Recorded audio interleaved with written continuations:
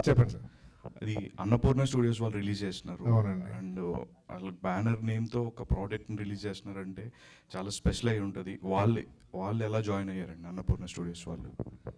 So మాకు product ready అయిందండి. మేము డిస్ట్రిబ్యూషన్ గురించి ఆలోచిస్తూ ఉంటే వెళ్ళాము అన్నపూర్ణకి. సార్ ఇట్లా ప్రోడక్ట్ చేసి పెట్టాలి అంటే ఆల్వేస్ సపోర్ట్ స్మాల్ మూవీస్ అండి, వేర్ రెడీ అన్నారు.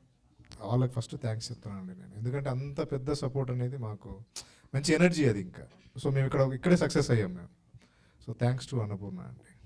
సో బేసికల్లీ ఓటీటీలో థ్రిల్లర్స్కి చాలా మంచి స్కోప్ ఉంది, అంటే ఎక్కువ లార్జర్ ఆడియన్స్కి రీచ్ అయ్యే ఛాన్సెస్ అయితే ఉన్నాయి. ఓకే. సో ఇట్లాంటి టైంలో అండ్ మీరు అన్నట్టు ఒక చిన్న సినిమా థియేటర్కి రిలీజ్ అయ్యి ఆడియన్స్ తీసుకురావడం అనేది చాలా కష్టమవుతున్న టైంలో ఓటీటీ కాకుండా థియేటర్కల్గా వెళ్ళాలని ఎందుకు అనుకున్నారు?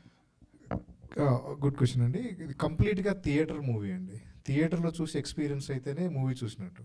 సో ఇందులో ఏంటి అంటే, మీరు సపోజ్ ఏదైనా మూవీ జరుగుతూ ఉంది, మధ్యలో మీకు ఫోన్ కాల్ వచ్చి బయటికి వెళ్ళేసి వస్తే మీకు అర్థం అవ్వదు, అంత హై టెన్షన్ ఉంటుందండి. సో మీరు అర్థమయ్యేసరికి మళ్ళీ చూడాలనిపించే మూవీ.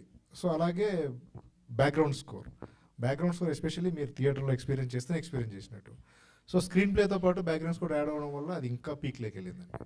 అందుకు మీరు థియేటర్ మూవీ కంప్లీట్గా. సో జనరల్గా మనం ఒక కథ రాసుకున్నప్పుడు యాజ్ రైటర్ అండ్ డైరెక్టర్గా మన పర్స్పెక్టివ్లో ఒక హీరోని అనుకొని కథ రాస్తాం. Okay. So who was the first choice for కలియుగపట్నంలో? అంటే విశ్వ గారేనా, లేకపోతే ఎనీ అదర్ హీరో అనుకుని రాసున్నారా? లేదండి, ఫస్ట్ నేను కథ రాసుకున్న తర్వాత ఎవరిదైనా వెళ్ళొచ్చు అనుకున్నాను.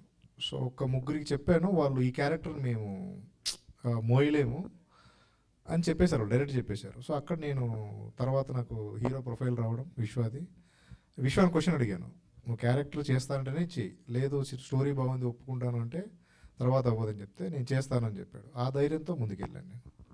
ఆల్ ద బెస్ట్ అండి. Thank you.